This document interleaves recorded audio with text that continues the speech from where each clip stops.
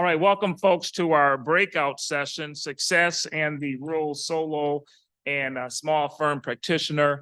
And if you're here, that imagine you have an interest in talking about these issues about the lack of attorneys in rural areas. And in discussing these over the years, I think I talked to some of you today, there is no silver bullet. And so what we need is a bunch of proposals out there. Some are going to float to the top.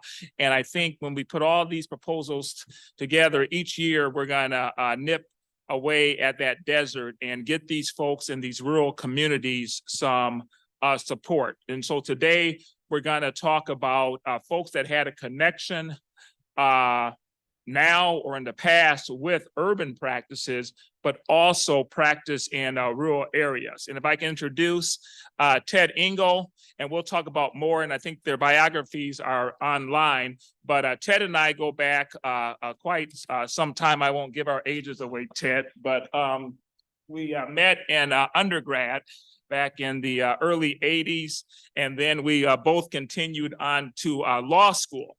Ted had a very successful practice in Des Moines, Iowa, which is the largest city in Iowa.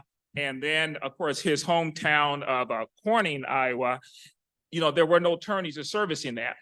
And so out of the goodness of his heart, he started doing some work in Corning, Iowa, and lo and behold, there was a need there. These folks have need just like people in other communities. Everyone needs a will. Everyone is making land transfers. Everyone gets in criminal difficulty. Urban and rural, there are no differences. And so he saw need and he started practicing there, and lo and behold, he began getting more and more work from Corning and set up an office there. Now has two offices, one in Des Moines and one in Corning. And he's going to talk about how he does that and how active he's been in the community.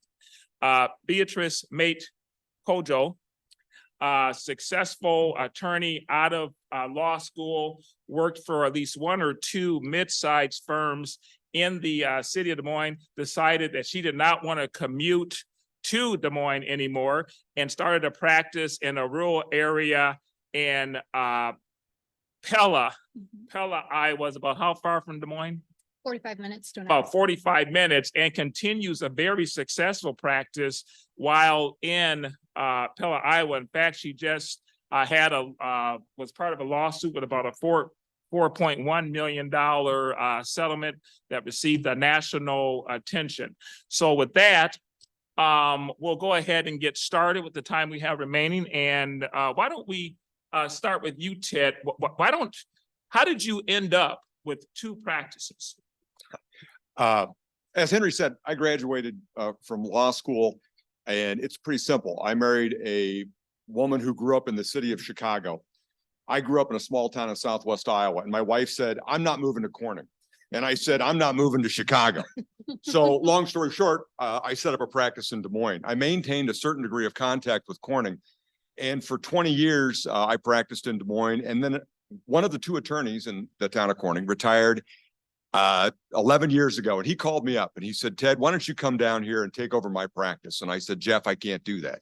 I'm way too busy." But I had a friend who was from the same town who practiced law in Des Moines. He practiced with a large firm in Des Moines. And I called him up and I said, "Hey, Rod, crazy idea." Long story short, he left that firm, went with me. We opened a practice in Corning. We bought a title company, and now we're up and running. And I would say that I am busier in the Corning office than I am in the Des Moines office now. And there you go. So that's the whole story. And what areas are you involved in Corning, and has that developed over time? Yeah, tremendously. My Des Moines practice is really all family law practice. And in fact, that's what I had practiced primarily throughout my career. Corning, completely different. As I said, we have a title company. Our practice is primarily probate and real estate transfers. And those real estate transfers generally are agriculturally based. I think last year, to give you an idea, we did 160 closings out of that office in Corning last year. And we're on track to probably do more this year. So we're pretty busy out of that office. Right. And then Beatrice, same thing. How did you end up? I remember seeing you walking downtown in Des Moines, and then I'm like, "What? She's where now?" And you're in Pella all of a sudden. So how did you end up in Pella? Yeah, so I commuted from Pella to Des Moines, which is about an hour every day through law school and then through the first 7 years of my practice. And so I got very used to being a commuter. But I also have a kid. And so, over time, as I got more comfortable in my practice area, which is civil rights, and I started to realize, hey, I kind of know what I'm doing. I kind of got this itch of maybe I could go out on my own. And ultimately, I had a minor hiccup. I had to have a random open heart surgery during the pandemic and spent some time away from lawyering and got to really thinking about what it is I want to do and how confident I am and what it is I am doing as a civil rights attorney.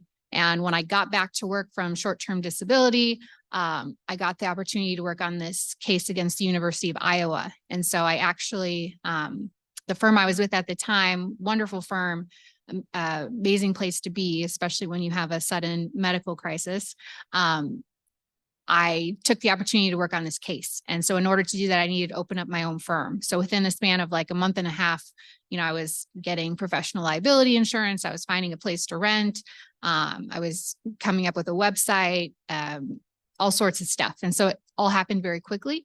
And so me chasing this case that I really wanted to work on was how I ended up opening up my own shop in Pella, Iowa, got rid of the commute and got to work on a really exciting case, kind of two birds with one stone. And the case has since resolved, but I'm still working as a solo. And so in your case, Beatrice, you had never intended in being a solo or small firm practitioner, and then you never intended to work in Pella. So what considerations went into that? And then what apprehensions did you have and how did you overcome those? Well, I would say I agree that I never wanted to be a solo. That was never my plan. It just sort of happened. I think the apprehensions were, can I really do this? But just the series of events in my life kind of led to like a radical mindset shift. And I realized that I do know what I'm doing. And it's, I'm a very specialized practice area, small group of us who do that area in Iowa. And so a lot of the cases that come to me are just referrals from colleagues who I met while I was working in the big city. And I think for me, in terms of, apprehensions, I didn't really sit down maybe and come up with my list of apprehensions. I just kind of took a leap of faith. And I was fortunate enough that, I spread wings and have not failed thus far. And then Ted, you were doing primarily family in Des Moines, and then there you are in this, I think we can call it the legal desert. It is. And people hear there's an attorney in town and here they come. Yeah. So how did you adjust to that? A little bit like Beatrice just said, kind of a leap of faith. You just do it. Yeah, it's a legal desert. The practice that I'm in is in a county of 3,000 people, and the town of Corning has about 1,000. And then in the 5 or 6 counties around Adams County that Corning's in, I think there are 10 lawyers total. So it is truly a legal desert. When I grew up, there were 4 lawyers in Corning, and now there's the 2 of us, myself and my partner. That's it. So it's an absolute legal desert. You didn't ask that question, Henry, but it is. So how do you overcome those things? You just do it. You put your head down and work through it. And particularly you, Ted, how did you, you were somewhat familiar with Corning when you went back, having grown up there. And that'd be great, but now what about an attorney that is not from that area or from a rural area that wants to set up a practice in a rural area? What does he or she need to consider? Well, I think a connection to wherever you want to go is tremendously important, but not everybody has that. So I think if you live there in that community, well, then you have an opportunity to integrate yourself into the community and become involved in sponsoring of events in that community. You have an ability to go to the golf course and at the local course and play golf on Wednesday night for stag night, whatever it may be. But you have an opportunity. Now, if you don't live in that small town, that makes that integration a bit more difficult.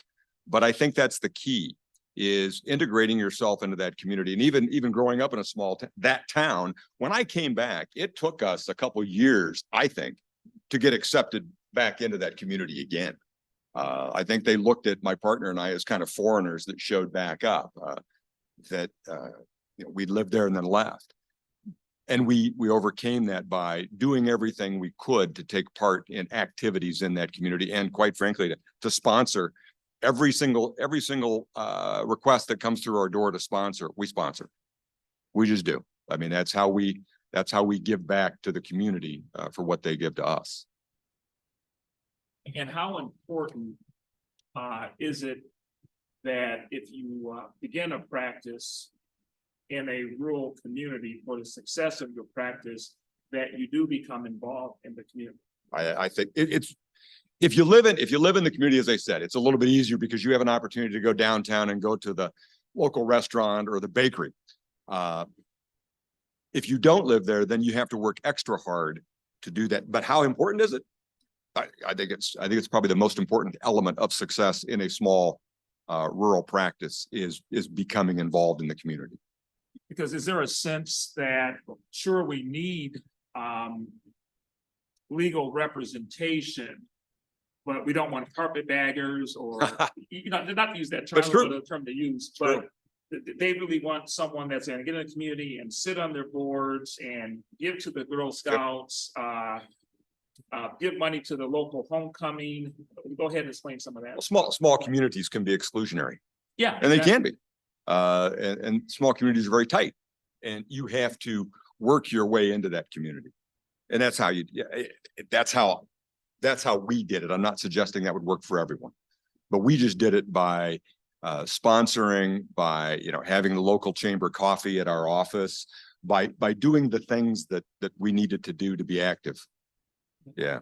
And I think in the past you told me that even some of the judges in the local area might frown upon. Well, because you get the situation where, and I love how Beatrize refers to Des Moines as a big town. I've never heard it referred to as a big city before. But anyway, you get the situation where you might have the big town attorneys come to town for the major personal injury cases, a tractor accident, a silo accident, but they're the sheriff for that particular case and not really there to solve this legal desert problem with people needing deeds and family issues. Can you explain that whole construct? Well, I know I can tell you a quick story though that fits that. And I actually had a judge say to me that how pleased he was about how my partner and I had kind of integrated ourselves in the community, because he said, I was skeptical of you guys. I figured you were going to come down here and cherry pick things. And I'm pleased at the fact that you guys are doing everything from traffic tickets to, everything that walks through the door you're doing. And I thought, wow, that's kind of what we thought we were going to do, was do everything. But yeah, I think there was a certain degree of skepticism, even from the bench, as to what these two guys are going to do when they show up down here. It's about an hour and 20 minutes from Des Moines. And I knew these judges. I still practiced, they knew who I was, but they were skeptical. And so I think if the bench is skeptical, I think the members of the community are skeptical. I mean, and you have to get beyond that, but you can get beyond that. Just. Right. And Beatrize, now you chose not to expand your practice when you went to the rural area. So you still do civil rights, but you maintain the connections in Des Moines. Yes. So I agree with 100% with what Ted's saying. My town, I would say, has that exclusionary flair to it, that if you're not from there, it would be really hard, I think, to establish yourself. And the way to do that would be to be forming all those connections and getting involved in the community and contributing to the booster club and things like that. My client base doesn't come from my town, so I don't really do those things. Now I'm involved in the community, certainly because I'm a parent in the community. And I grew up there, but I have cases, I can have cases in any of the 99 counties. This year, I actually went to trial in the Muskogee Creek Nation in Oklahoma. So I got barred in the Muskogee Creek Nation and went to trial there with the lawyer that actually called me to work on the University of Iowa case. And so, you know, I'm in a small town, the kind of small town that only has the Republican candidates for president come through. You know, so I've seen Jeb Bush, I've seen Trump, I've seen, you know, everybody but the Democrats come through town. And so it's really interesting that I'm a civil rights practitioner. I live in this small, very conservative Christian evangelical town, but my reach through my cases is quite far. And I think one of the benefits of the first firm I worked at is that we did do a lot of work, pro hoc vice work in other jurisdictions. And so that wasn't a scary or novel concept to me, that, you can create relationships with colleagues in other states and other jurisdictions. And, hey, can you come help me on this trial? Absolutely. Let's go do it. So I think our experiences are very different in that we're both in these small towns that, be difficult to get a general practice maybe up and going if you weren't connected to the community. But because of, the capabilities we have with remote practice and joining cases as pro hoc counsel, that, you can have a further reach than maybe where, within the small confines of your small town. And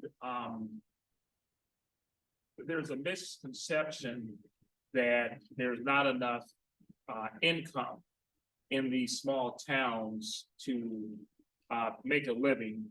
Well, we start with you, Beatrize. Can you address that for what, I know you have a civil rights practice, but can you tell us about some of the success of the attorneys in these small towns? And then Ted, if you could follow up with that, and then I have a follow-up question. Yeah, I mean, even in law school, I thought about how few attorneys we have in my town. And if I were a general practitioner, I just feel like there's just so much, well, I shouldn't say there's so much money to just pick up everywhere, but there are so many people that need help. And, if I were to transition, or if I wanted to branch out and learn other areas of law, which is not my intention at all, I think I'd be really well positioned to do that. And there's a new family in town, and mom's a lawyer, reached out to me about whether I was hiring. And I really encouraged her to, hey, you have so much opportunity to get into family law, criminal defense, wills and estates. I think she's doing title opinions too. But there's so much work to be had. And, it's a nice town to live in.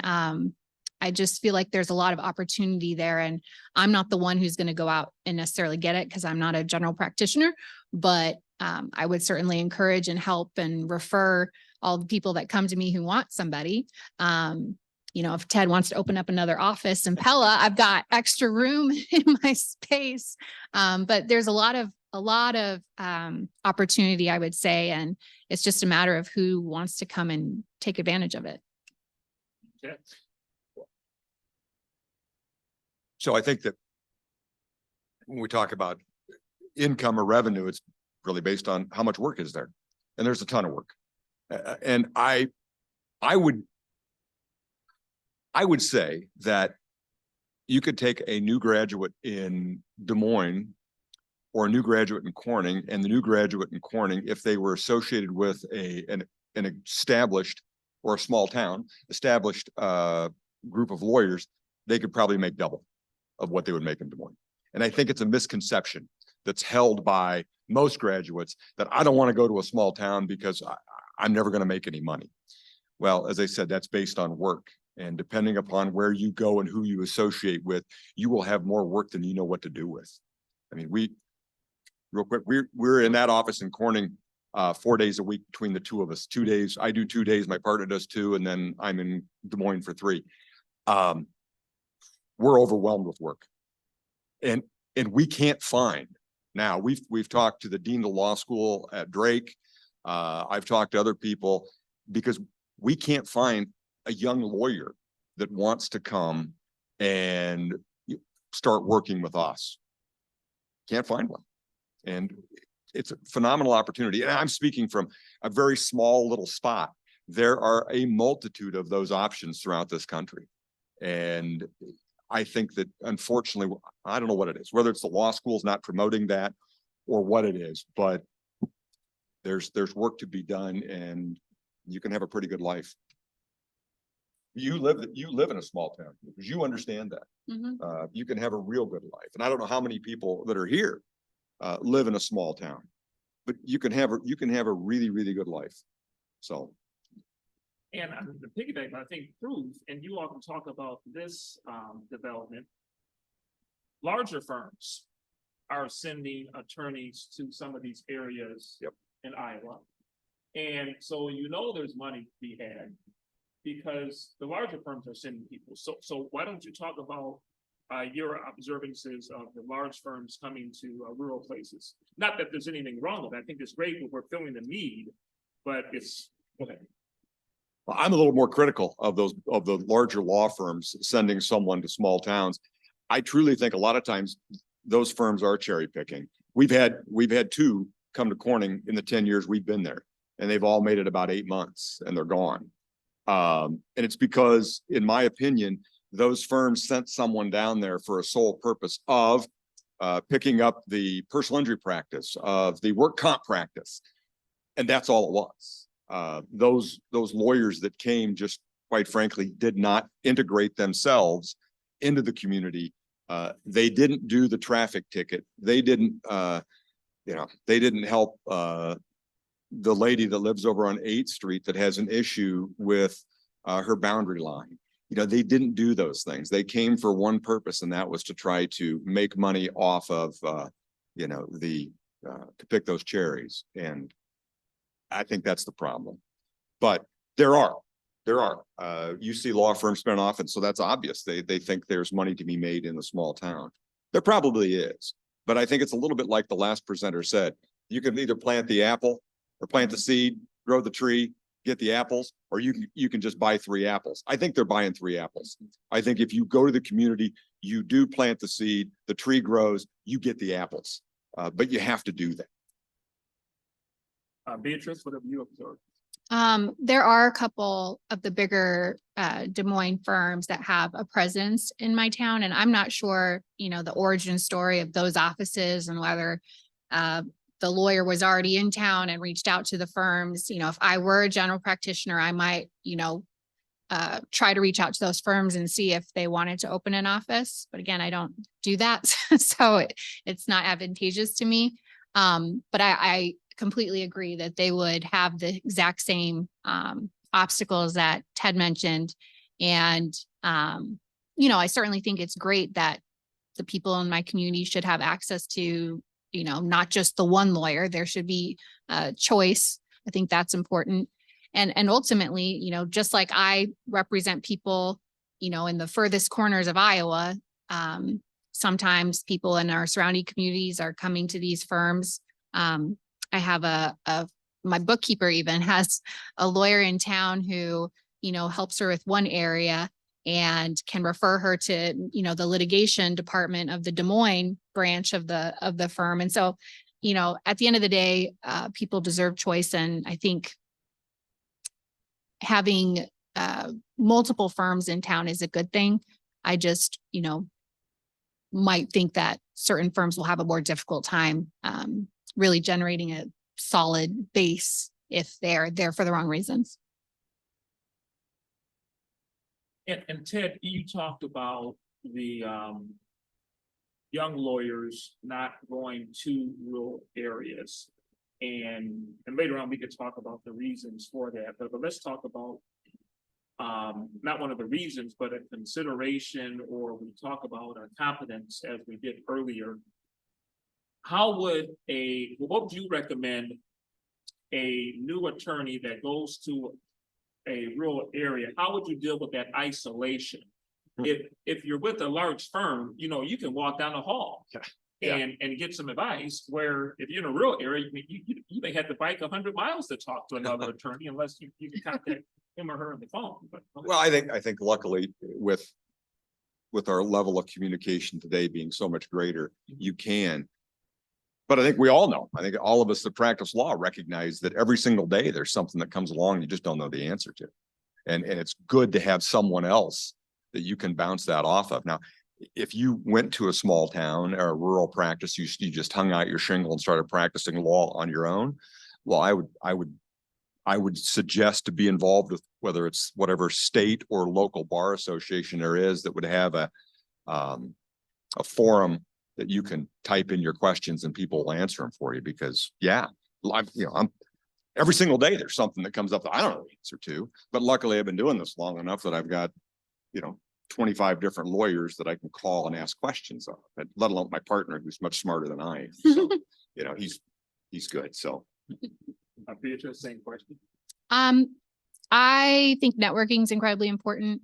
I think my experience of having practiced in the big city, and joining, Polk County Bar Association, Iowa State Bar Association, Young Lawyers Division, and then just having my practice area of attorneys that get together for CLEs or social events. You end up becoming friends. So important to have other lawyers that you can reach out to. And I've continued reaching out and meeting new lawyers, even ones outside of my practice area, meeting halfway between our towns and meeting for lunch. I think it's important to maintain those relationships. And even if you're not in person, yesterday I had a Zoom call with, get some referrals from a sexual assault organization. And so I met with the attorneys over Zoom and we, talked about some potential clients, but we also just talked shop and checked in with each other. And so I think, there are a lot of options for maintaining connections and meeting people. And something like this, where you take time out of your workday to do something and made new friend in Ted and Judge Hamilton is always providing me with opportunities that he doesn't have to. And so, yeah, you just, maintain those collegial relationships. I guess we can talk about, let's talk about other opportunities. I know at least in Iowa, and maybe you all know some of these folks in your communities, you can have an attorney take a part-time government job and still do a solo and small firm practice. Do you all know people like that? And those opportunities, how prevalent are those opportunities? Well, every county in Iowa has a magistrate. Okay. And a magistrate position is a pretty good position to have. And I know the attorney that's in Corning, or that was in Corning, he's now left and he went to work for a bank in their trust department. And he was the magistrate in Adams County and he kept the magistrate position. So that's, and then a lot of smaller counties will have part-time county attorney positions where you are a part-time county attorney, then you have your practice going the rest of the time. What those offer to you, a lot of times, are some really good benefits, health insurance, and other things that as a sole practitioner, you don't have that benefit. You have to do that on your own, and sometimes that can be pretty expensive. So yeah, those opportunities are there. Yeah, because with the 99 counties, that each county in Iowa have its I own DA. I think well, they each has their own magistrate. I know yeah. I could refer to somebody here in the crowd that might know the answer to that better than I. Oh, but I believe each county in Iowa has its own and some have many more. I mean, Polk County, I don't know how many they have, a bunch. Yeah. But Adams County has one magistrate who's assigned to that county, and then one county attorney. Who actually, we couldn't find a county attorney to take over that position. It's a full-time position in Adams County. They had to hire someone from 2 counties away to come in and do that job. And for those of you not familiar, Iowa, a magistrate is essentially a part-time judge. You're allowed to judge cases, small claims, simple misdemeanors, traffic, and also keep your practice going. And those opportunities are available too. So you could like you said, could be a nice setup for someone going to a rural area is to, have a foot in both, have a foot in the government practice where you can get a good salary and benefits, and then also keep your solo and small firm practice. And Beatrice, if you want to add anything. I don't know any magistrates, but I do know of a few defense attorneys who do part-time like prosecuting in rural counties. And so I think some of the defense firms must have contracts with counties to do that because it's so hard to fill those county attorney positions. I also think that it's a great opportunity for younger lawyers to get trial experience and experience in the courtroom. So, yeah. And let's talk a little bit about the future, and then I'll open it up for questions. It's not getting any better. And Ted, I know in your situation that you're one of the few attorneys in that county. I know we just had one of the attorneys in the county, 20, 30 miles from you, pass away and has to shut down his practice. Mm-hmm. And so what considerations will go through your mind and determining whether to assist in that county or just to stay in your county? Because there can't be very many attorneys in that area that are going to replace the attorney that just passed away. Well, that's Taylor County. That's Taylor first county south of Adams. It's right on the Missouri border. And there was one lawyer. Now there are none in the county. Not one lawyer. So you're the nearest attorney to that county. Yeah, we would be. So yeah. how is that going to impact your practice, or are you going to allow it to impact your practice? Well, sure. I think it will. And if people need legal services, we're there so they can get a hold of us. Absolutely. But yeah, since we've been in that small town for 10 years, the number of lawyers, as I said, in the 5 counties around us has dropped in half in 10 years. And it's going to get worse because a lot of the attorneys are older, and I'm no spring chicken, but they're much older than I am. So that's just a fact. And it's unfortunate. It's really unfortunate that's happening. And Beatrize, I guess that's your spot. Do you ever see yourself expanding past civil rights, or you're just going to do civil rights?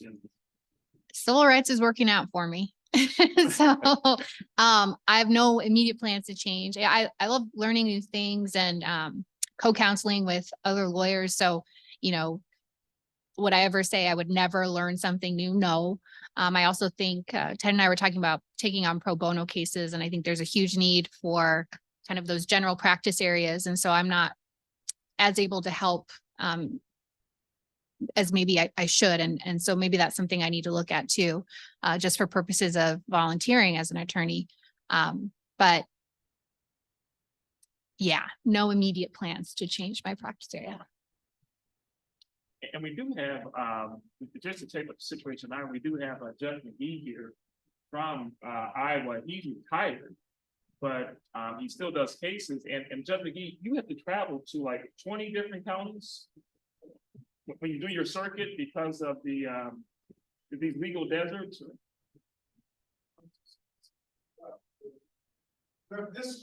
District. Okay, you got 20 different districts that you have to travel to. They have all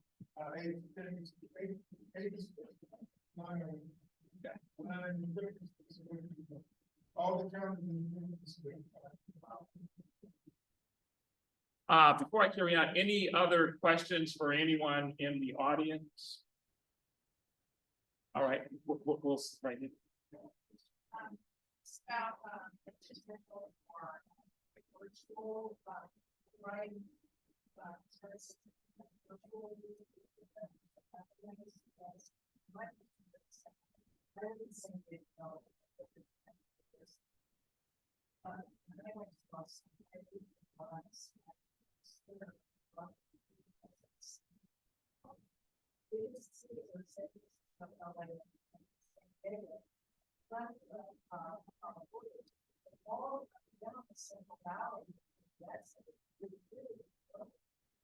And so I'm going to help my service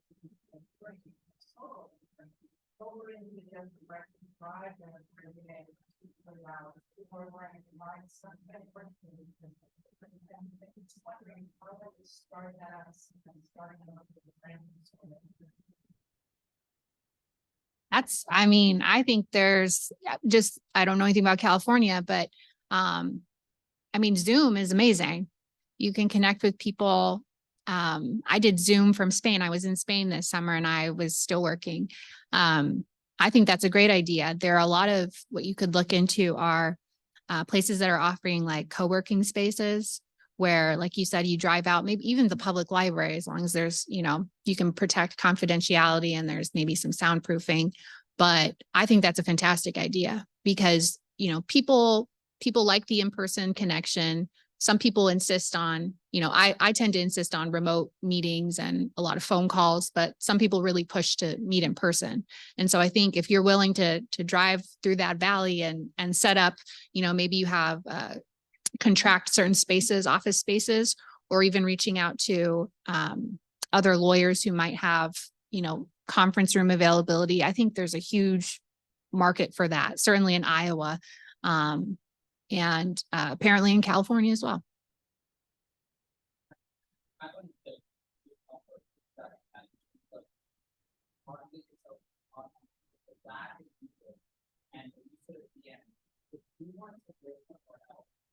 But have a presence in like a rural area, it is better to find a lawyer who has an office space that you can rent. Because that would be, you will verify, and then you would show up and you will not. You would not have an office space where you will verify that the presence. You will never issue that. And in rural areas, you're gonna want to show up in that. Back row.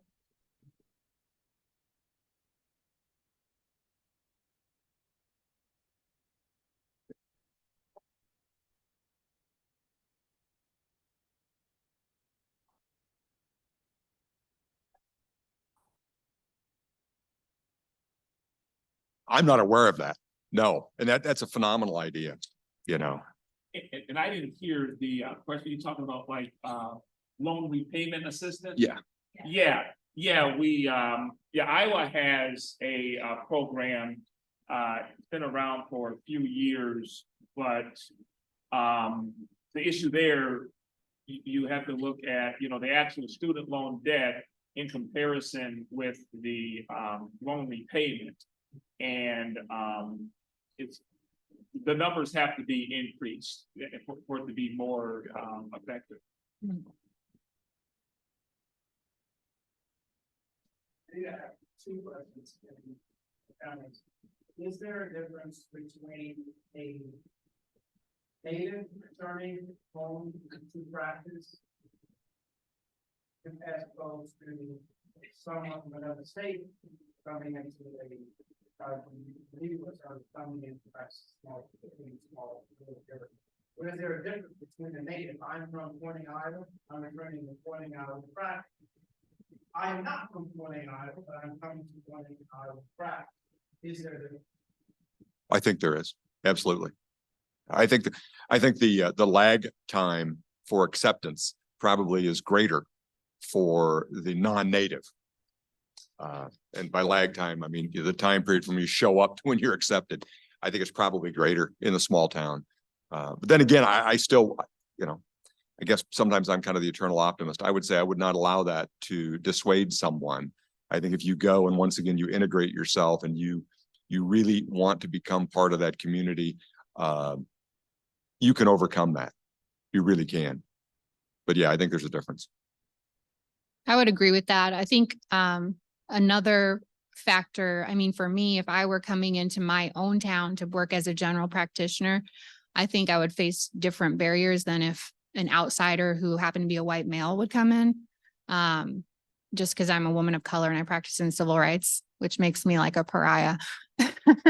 But I think it can be done. And I think, you know, hard work and grinding, and most people will respect that. And, you know, once, you know, you establish your presence, establish your brand, like we just heard, you'll get the clients because people need us.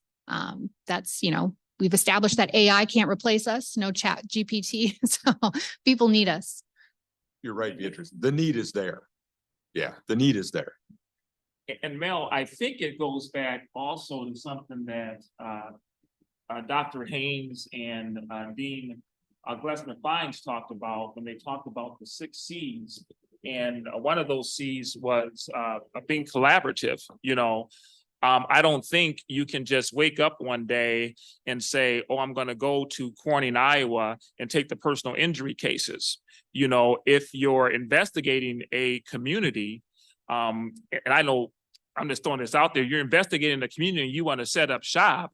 I think you go to meet the people in that community and find out about the community and say, yeah, I'm investigating, I'm an attorney and I'm investigating whether to begin a practice here. Can you tell me more about your community? Because I don't think in any business, like, you know, we can see that I'm sure we've all had friends that are real estate brokers, and, you know, they get their real estate license also, they want to take you to dinner. I'm like, oh, you never taken me to dinner before. Oh, I get it. You're building that relationship. So when I get out of this hunkin' house, and yeah, you want to sell it for me. But they don't, their first time approaching you is not, hey, when are you going to sell your house? And so you don't want to go into a community, oh, hey, who drives a big tractor too fast around here? You know, you want to get to know the folks and then begin your practice. No, you're absolutely correct. Okay. Couldn't say it any better. All right. Mel? Last question, I think, Dan, you should have talked to the Iowa boss. I work in Florida, Iowa, now too, out in the east of where you are. My question is, for each of you is, what role in the beginning do you believe your state bar needs to play in helping this group attract? That's what these two people areas. And I think it's a question they can find this about in the state. Did you say what role do I think they can play? Yes. Huge, huge. Yeah, I think they can play a huge role in it. You know, I think once again, if you promote the need and if the need is there, as I've said, if the need for the lawyer is there, then the lawyer is going to have work. And if the lawyer has work, the lawyer is going to be successful, as long as the lawyer does the other things that we've talked about. So I think that the Bar Association can take a very active role in promoting those things to the bar in general, and explain what's really there. You know, bring in other people that have done it, you know, to talk to law school classes. I mean, the bar, and now we're talking law school, but the bar is a very important part of that. And bring people in to address the law school classes, talk to them, tell them about the opportunities. You know, we just can't sit back and think, well, the problem will solve itself. You're not gonna. It's just gonna get worse. And Henry, I didn't realize that there is a tuition repayment program, but you know, that's another one. You know, make it a really good one. You know, make it work. People will take advantage of it. So I think there's the bar, you know, the law schools, you know, anybody that's involved can have a very positive impact on that. I don't think really anybody's doing it at this point. At least I would say we've had a very difficult time convincing anybody at Drake, for instance, hey, promote small town practice. Oh, sure. Okay. Nothing happens, you know?